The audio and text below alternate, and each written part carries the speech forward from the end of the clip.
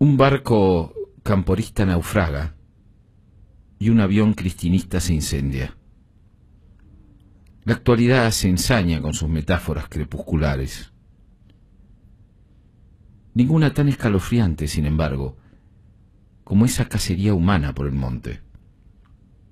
Ángel Verón tiene 42 años y 10 hijos, y forma parte de un piquete de vecinos que corta la Ruta Nacional 11. Reclaman herramientas y becas para terminar las viviendas sociales que les prometió el gobierno de Capitanich. Sin orden judicial, los policías desalojan la vía y persiguen a los manifestantes por la espesura. Ángel había sido operado de un riñón, lo cercan en un campo y lo muelen a piñas, patadas y culatazos.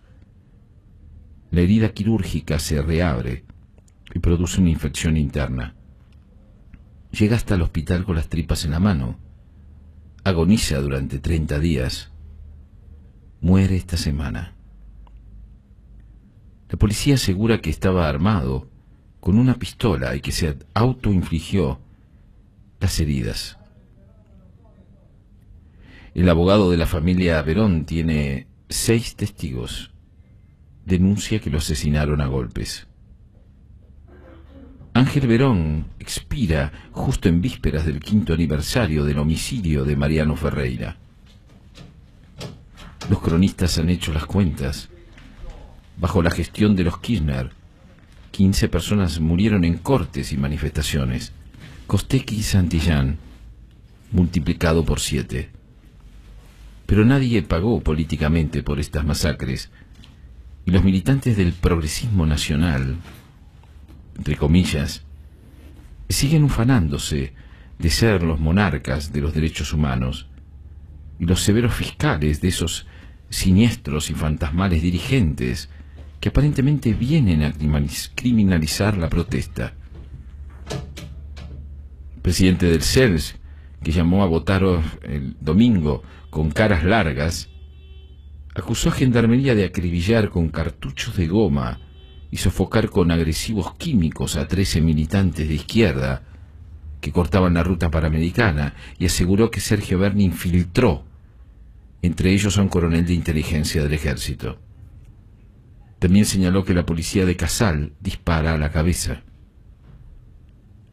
El kirchnerismo manejó los servicios secretos con Milani y con Estiuso, y se dedicó a espiar con fruición y alevosía las intimidades de empresarios, periodistas, dirigentes sindicales, jueces, estrellas de la farándula.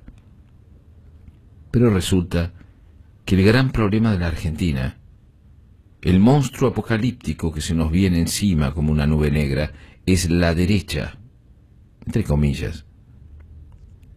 La derecha, que en su versión económica puede resumirse como el regreso del neoliberalismo noventista. Esta entidad un tanto difusa está encarnada obviamente por el alcalde de la ciudad y por sus socios alfonsinistas, quienes en verdad expresan un cándido desarrollismo tecnocrático. Pareciera en cambio que el candidato oficial de la nueva patria socialista no fuera hijo político y cultural de Menem, así como tampoco los Kirchner militaron jamás bajo las órdenes del riojano, ni fueron amigos íntimos de Cavallo, el padre de la abominable criatura.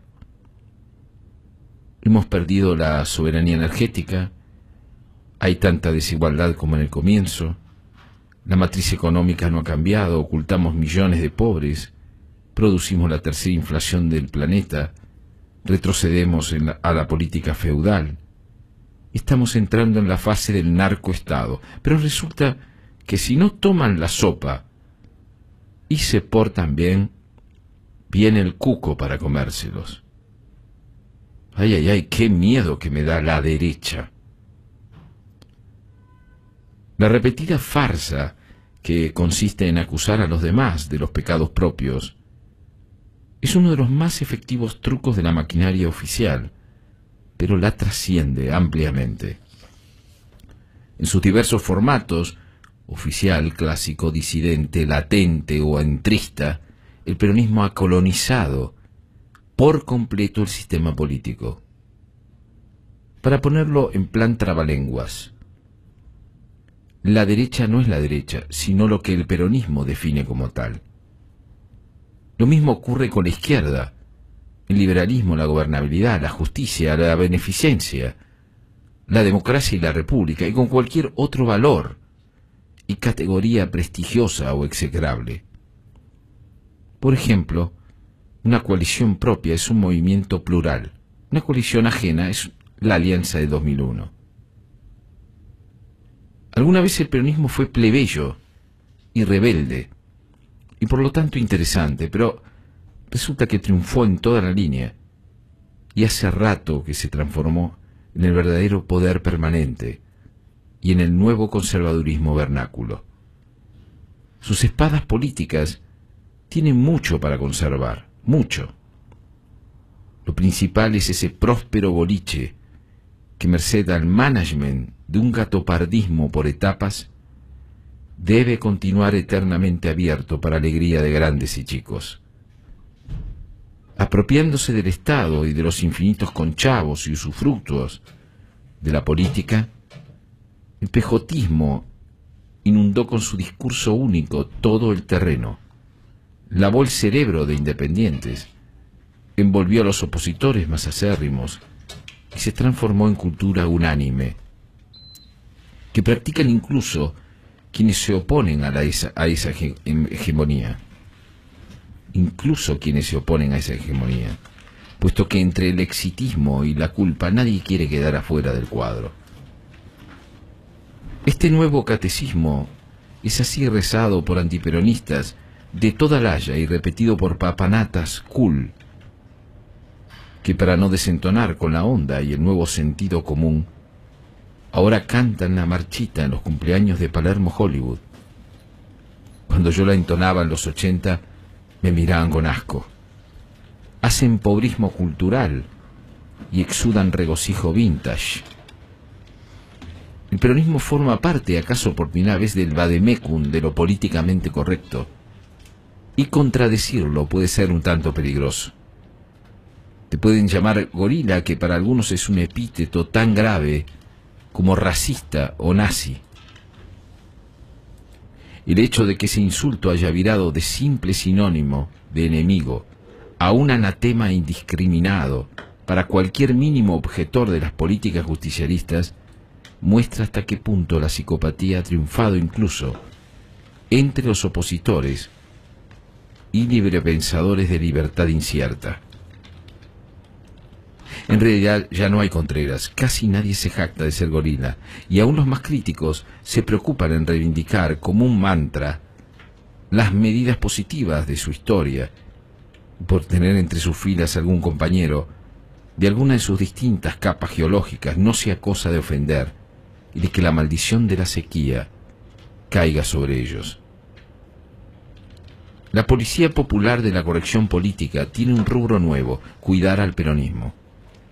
Y este dibuja la cancha donde se juega el partido, se lleva la pelota a su casa y reescribe el reglamento que muchos no peronistas aceptan y naturalizan con pereza intelectual. Hay incluso en vastos sectores del no peronismo un pensamiento inconfesable. Desean que vuelva a ganar para no tener que pensar todo de nuevo y para no volverse obligados a sostener con el cuerpo lo que pronuncian con el pico. El peronismo es una comodidad conveniente. Se hace cargo, yo quedo libre de responsabilidades y puedo dedicarme a fustigar sus nuevas medidas sin revisar jamás, qué herejía, la instalación de fondo, y permitiéndome así el confort de ser siempre inocente de lo que sucede. La vieja broma de Perón, peronistas somos todos, se hizo realidad como patología. Su doctrina ya no es una parte, sino el todo. Sus lugares comunes, sus fantasías, sus categorizaciones, sus prácticas y sus prejuicios se han vuelto colectivos.